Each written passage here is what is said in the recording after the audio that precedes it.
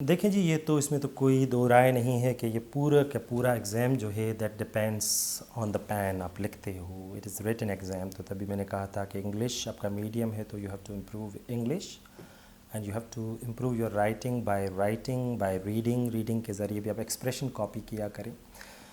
अक्सर मैं थोड़ा बात करना चाहता हूँ न्यूज़पेपर के ऊपर। डॉन या जो भी बड़ी बड़ी न्यूज़पेपर्स हैं या मैगज़ीन्स हैं, इनसे हमें कोई बड़ा फ़ायदा नहीं होता। Let me be very honest. ये बताने में बड़ा अपील करते हैं कि मैं बड़ी बड़ी किताबें पढ़ कर आया हूँ। They pay you no way except building your expression.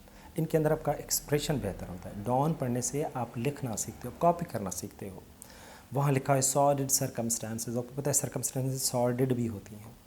वहाँ लिखा हुआ है जाइगेंटिक टास्क, पता हुआ कि जाइगेंटिक टास्क है। कहीं स्ट्रक्चर लिखा हुआ है कि it is time Pakistan made strategy.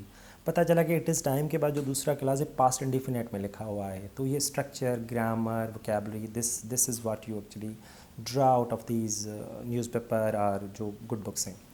तो आप अपना एक्सप्रेशन जो है ना इम्प्रूव कर सकते हैं through कॉपिंग the expression of quality right up जो है उनका आप कॉपी करके इस तरह से करें। बाकी ये जो डॉन मैगज़ीन करंट अफेयर की नीयत से पढ़े जाते हैं, I don't think they pay you too much, because उनके अंदर थोड़ा थोड़ा पोर्शन दिया जाता है, वो भी किस्तों में दिया जाता है। कहीं अब इतना टाइम आजकल है नहीं।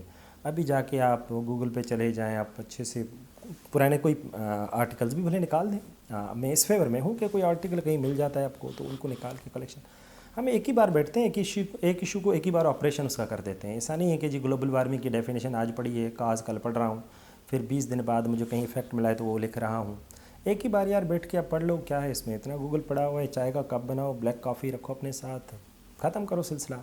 वैसे भी क्या चाहिए होता है। एक मज़ेदार बात बताऊँ, देखें ये बड़ी इंटरेस्टिंग बात है, आप लोगों ने नोट करनी है। ऐसे के अंदर टोटल पैराग्राफ्स होते कितने हैं? पैराग्राफ मीन्स एक आइडिया। ऐसे के अंदर टोटल नंबर ऑफ पैराग्राफ है अराउंड 18। मीन्स आपको 18 बातें आनी चाहिए, 18 आइडियाज़ आने चाहिए। 18 डिटेल्स नहीं, आइडियाज़। कॉज हैं तो आपको 6-7 काज, 6-7 इफेक्ट, 6-7 रेमेडीज़ आनी चाहिए। You need only 18 ideas to write a good essay to get through the examination. अगर मैं चला जाऊँ पेपर्स के ऊपर, क्वेश्चन के अंदर हम बातें करते हैं 6-7, लेकिन उनको ब्रेक करके सब हेडिंग में स्पेसिफाई करके हम 10-12 छोटे छोटे पैराग्राफ लिख देते हैं। पाकिस्तान अफेयर के अंदर हेडिंग वाइज चल रहा होता है क्वेश्चन पेपर में, ऐसे में हेडिंग्स यूज़ नहीं करते।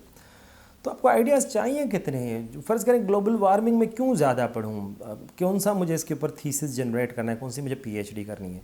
मुझे 6 से 7 अच्छे काज आने चाहिए। अब वहाँ लाखों काज हैं, अब 6 कोई भी चुन लो जो आप अच्छे लिख सकते हो।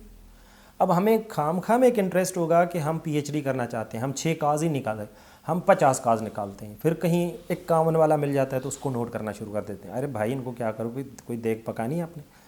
तो you need 7-8 causes enough, maximum 10 cause. कोई भी आपको लगे कि यार these are the 10 causes that I can justify, किसी से पूछ लो कि सर ये कितने सूट करते हैं, चेकिंग करवा लो। So you need a very little amount, आपको थोड़ा थोड़ा सा चाहिए होता है ना। आप कोई ज़्यादा फैलेंगे तो फिर आप फंस जाते हैं। So this is what I have to say कि बी स्पेसिफिक।